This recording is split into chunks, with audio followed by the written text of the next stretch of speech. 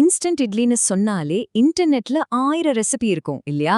ஆனா இது கொஞ்சம் ஸ்பெஷல். இது எங்க குடும்பத்தோட ஃபேவரட்.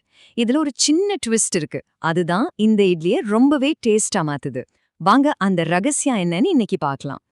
ஆமாங்க, ஒரு சிம்பிள் இட்லி தான். ஆனா ஒரே ஒரு சின்ன மாற்றம் போதும். உங்க சாதாரண இட்லியே அப்படியே ஒரு சூப்பர் டேஸ்டி, ஹெல்தியான, புரோட்டீன் நிறைஞ்ச உணவா மாத்திரலாம்.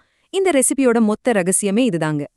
சரி, இந்த சூப்பர் இட்லி செய்யறதுக்கு படி என்னன்னு பார்க்கலாமா? சுவையோட அடித்தளத்தை உருவாக்கணும். அதாவது ஒரு நல்ல தாளிப்பும் சரியா வறுத்த ரவையும் தான் பெர்ஃபெக்ட் இட்லிக்கான படி. முதல்ல நம்ம தாளிப்புக்கு என்னெல்லாம் தேவைன்னு பாத்திரலாம். எண்ணெய் சூடானதும் கடுகு, சீரகம், உளுத்தம்பருப்பு, கடலைப்பருப்பு, கொஞ்சம் பெருங்காயம், கறிவேப்பிலேனும் ஒவ்வொன்னா போடும்போது ஒரு வாசனை வரும் பாருங்க. அடடா, அதுவே பாதி பசிய தூண்டிடும். ஏன் இந்த பருப்பெல்லாம் சேர்க்கிறோன்னு யோசிச்சிருக்கீங்களா?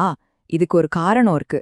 நல்ல சாஃப்டான இட்லி சாப்பிடும்போது நடுவுல இந்த பருப்பு கடிப்படும் பாருங்க, ஒரு சின்ன கிரஞ்ச் கிடைக்கும். அது ஒரு சூப்பரான ஃபீல்.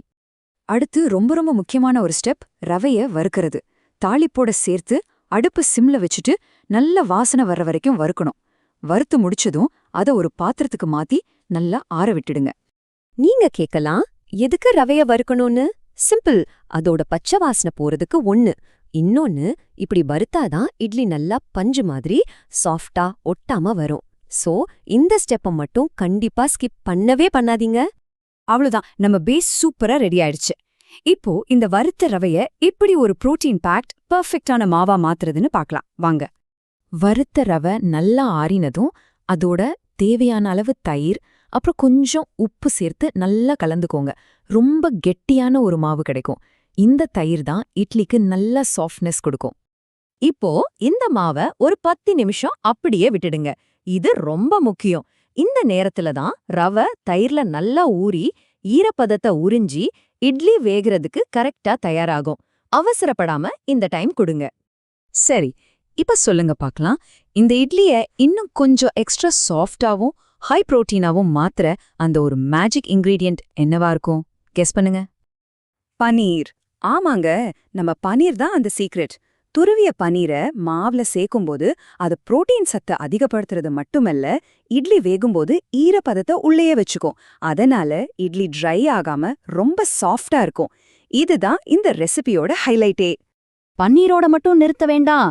நம்ம இட்லிய இன்னும் கலர்ஃபுல்லா சத்து நிறைஞ்சதா மாத்த துருவிய கேரட், பொடியா நறுக்கின கொடமிளகா, ஸ்வீட் கார்ன், கொத்தமல்லி, இஞ்சின்னு உங்களுக்கு பிடிச்ச காய்கறிகளையும் சேர்த்துக்கலாம். இப்போ ஃபைனல் டச். இது ரொம்ப முக்கியம். இட்லி ஊத்துறதுக்கு ஜஸ்ட் 1 நிமிஷம் முன்னாடி தான் இதை செய்யணும். கொஞ்சம் ஈனோ உப்பு எடுத்து அது மேல 1 ஸ்பூன் தண்ணி விட்டு மாவுல கலந்து பாருங்க. மாவு உடனே நொரைச்சு பொங்கி வரும். இதுதான் இட்லிக்கு அந்த புஸ்ஸுன்னு வர தன்மைய கொடுக்கும். Batter ready. இப்ப வாங்க இந்த அருமையான மாவை ஆவி பறக்க சுவையான இட்லியா மாத்துறதுக்கான இறுதி கட்டத்துக்கு போகலாம். இட்லி தட்டுல முதல்ல நல்லா எண்ணெய் தடவிக்கோங்க. அப்போதான் இட்லி ஒட்டாம வரும். மாவ ஒரு 3/4 வாசிக்கு ஊத்தினா போதும். ஏன்னா இட்லி வெந்து வரும்போது டபுள் சைஸ்ல உப்பி வரும்.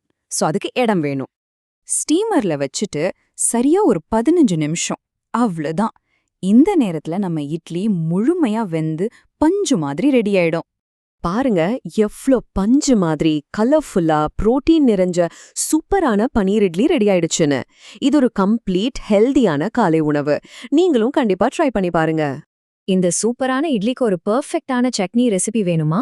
வேணும்னா கீழே கமெண்ட்ல சொல்லுங்க. அடுத்த தடவை அதையும் பாத்திரலாம்.